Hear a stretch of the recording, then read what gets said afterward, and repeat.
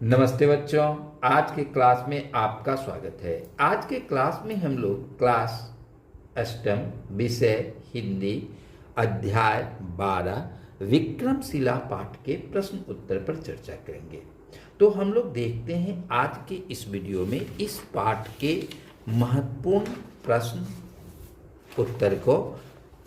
इसमें पहला प्रश्न जो है वह है विक्रमशिला नामकरण के संदर्भ में प्रचलित जनश्रुति क्या है। यानी कि इस क्वेश्चन के आंसर में हम लोग को ये लिखना है कि विक्रमशिला विश्वविद्यालय का नाम किस प्रकार पड़ा था और इसके संबंध में क्या चर्चा है।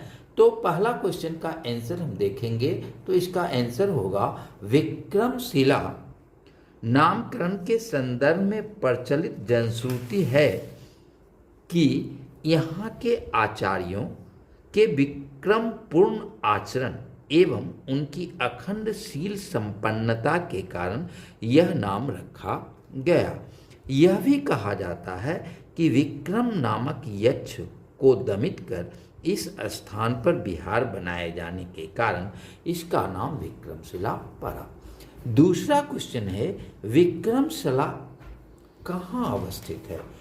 तो इसका आंसर होगा विक्रमशिला भागलपुर जिले के कहलगांव थाना अंतर्गत एक छोटे से गांव अंतीचक में अवस्थित है। अब तीसरा क्वेश्चन है यहाँ के पाठ्यक्रम में क्या क्या शामिल था। तो यहाँ के पाठ्यक्रम में तंत्र विद्या के अतिरिक्त व्याकरण, न्याय, सृष्टि विज्ञान, शब्द विद्या, शैल्य विद्या, सांख्य, वैशेषिक, अध्यात्म विद्या, विज्ञान एवं चमत्कार शामिल थे। पाठ्यक्रम का मुख्य उद्देश्य मनुष्य को पूर्ण मानव बनाना था। अब पाठ से आगे के प्रश्नों में पहला क्वेश्चन आपका है परिभ्रमण के दौरान आप इस स्थल का चयन करना क्यों पसंद करेंगे। तो इस क्वेश्चन के आंसर में अलग अलग उत्तर हो सकता है। आप अपने अनुसार इसमें उत्तर देंगे। मुख्य रूप से जो इसका उत्तर आएगा वो हम प्रस्तुत कर रहे हैं, तो आप लोग इसको अपने ढंग से लिख सकते हैं। इसका उत्तर होगा परिभ्रमण के दौरान मैं इस स्थल का चयन करना इसलिए पसंद करूंगा क्योंकि यह स्थल भारत के गौरवशाली विरासत का परिचायक है। विक्रमशिला विश्वविद्यालय आज के कैम्ब्रिज एवं ऑक्सफोर्ड से कहीं उन्नत तथा महत्वपूर्ण था। हमारा अतीत कितना गौरवशाली तथा महान था इसका अनुमान इस स्थल के परिभ्रमण से करने से लगाया जा सकता है। इसी उद्देश्य से परिभ्रमण के लिए इस स्थल का चयन करना पसंद करूंगा। अब दूसरा क्वेश्चन है इस विश्वविद्यालय को आधुनिक बनाने के लिए आप क्या क्या सुझाव देंगे।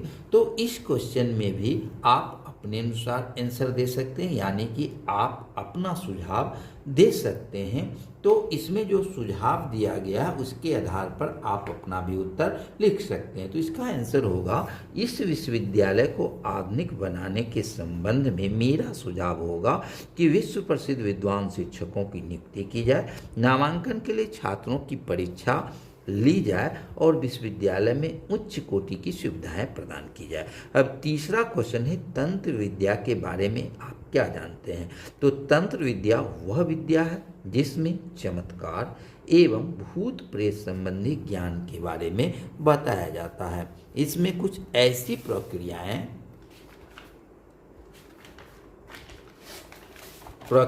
हैं जिसके माध्यम से लोग सिद्धि प्राप्त करते हैं। इसमें बलि के साथ साथ यज्ञ की प्रधानता होती है। काली इसका आराध्य होता है। अब चौथा क्वेश्चन है निम्नलिखित संस्थाओं को उनकी श्रेणी के अनुसार बढ़ते क्रम में सजा के लिखना है।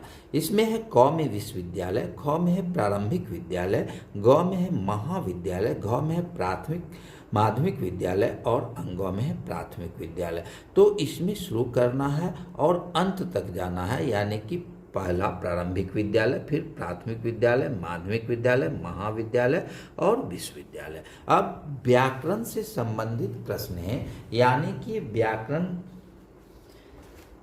में संधि और समास के बारे में पढ़ना है, और इसमें संधि किसको कहते हैं वो दिया गया है आपके किताब में ही, और संधि के कितने भेद हैं इसके बारे में दिया गया है, और उससे संबंधित क्वेश्चनों को दिया गया। तो संधि किसको कहते हैं, तो संधि दो वर्णों के मेल से होने वाले परिवर्तन को संधि कहते हैं। जैसे पुस्तक जोड़ आलय तो हो जाएगा पुस्तकालय। अब है संधि के तीन भेद होते हैं, स्वर संधि, व्यंजन संधि और विसर्ग संधि। स्वर संधि किसको कहते हैं, तो दो स्वर वर्णों के मेल से होने वाले परिवर्तन को स्वर संधि कहते हैं। जैसे विद्या जोड़ अर्थी विद्यार्थी, यहाँ आ और अ मिलके आ हुआ है। दूसरा है व्यंजन संधि, तो व्यंजन वर्ण के साथ स्वर अथवा व्यंजन वर्ण के मेल से होने वाले परिवर्तन को व्यंजन संधि कहते हैं। जैसे कि दिक जो गज दिग्गज। अब है विसर्ग संधि, तो विसर्ग के साथ स्वर या व्यंजन के मेल से जो परिवर्तन होता है उसे विसर्ग संधि कहते हैं। जैसे मनः जो रथ मनोरथ। अब इसी के आधार पर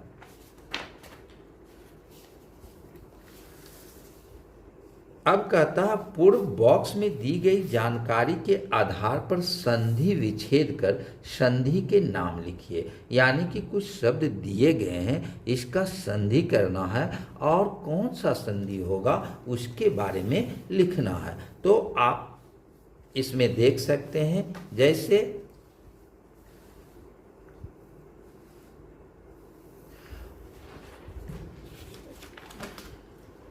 अति जोड़ स्योक्ति तो हो जाएगा अतिशय जोड़ उक्ति, यह गुण संधि है। उसके बाद है सर्वाधिक, सर्व जोड़ अधिक, यह दीर्घ स्वर संधि है। उसके बाद है परीक्षा, परि जोड़ इच्छा, यह भी दीर्घ स्वर संधि है। उल्लेखनीय, उत जोड़ लेखनीय, यह व्यंजन संधि है। उसके बाद पुस्तकालय, पुस्तक जोड़ आलय, यह दीर्घ स्वर संधि है। उसके बाद शोधार्थी, शोध जोड़ अर्थी, यह दीर्घ स्वर संधि है। उसके बाद विद्यार्थी, विद्या जोड़ अर्थी, यह भी दीर्घ स्वर संधि है। उसके बाद प्रत्येक, प्रति जोड़ एक, यह यन संधि है। नवागत, नव जोड़ आगत, दीर्घ स्वर संधि है। उच्चादर्श, उच्च जोड़ आदर्श, स्वर संधि है। नामांकित, नाम जोड़ अंकित, दीर्घ स्वर संधि।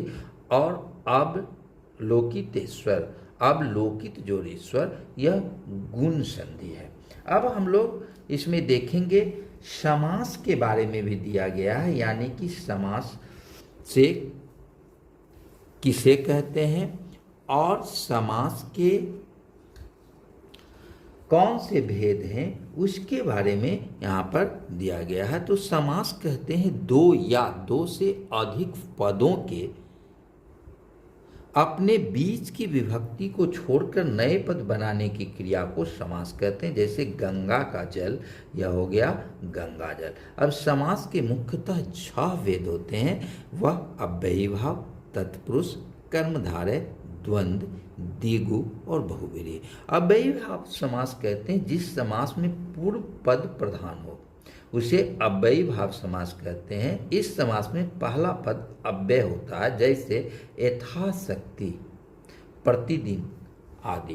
दूसरा है तत्पुरुष समास, इसमें जिस समास में अंतिम पद प्रधान हो उसे तत्पुरुष समास कहते हैं, जैसे राष्ट्रपति, रसोई, घर।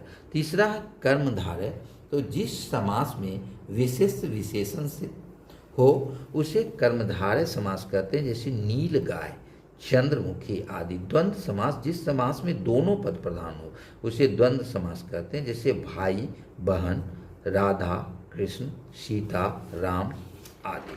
अब है द्विगु, तो द्विगु समास जिस समास में पूर्व पद जो है सो संख्यावाचक होता है उसे द्विगु समास कहते हैं, जैसे पंचवटी, त्रिभुज। इसमें पंच जो है सो संख्यावाचक है, त्रिभुज में त्रि संख्यावाचक है। उसके बाद है बहुव्रीहि समास। तो बहुव्रीहि समास में आए पदों को छोड़कर, समास में आए पदों को छोड़कर जब किसी अन्य पद की प्रधानता हो जाती है तो उसे बहुव्रीहि समास कहते हैं, जैसे पीताम्बर, वीणा पानी आदि। तो ये समास से संबंधित प्रश्न थे।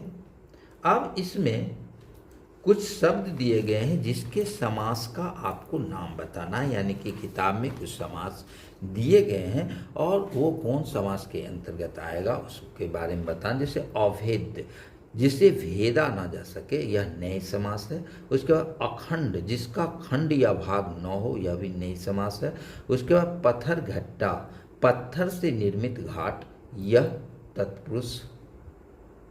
उसके बाद द्वार पंडित, द्वार के लिए नियुक्त किया गया पंडित, यह भी तत्पुरुष समास है। कुलपति, कुल का पति तत्पुरुष। शिक्षा केंद्र, शिक्षा का केंद्र तत्पुरुष।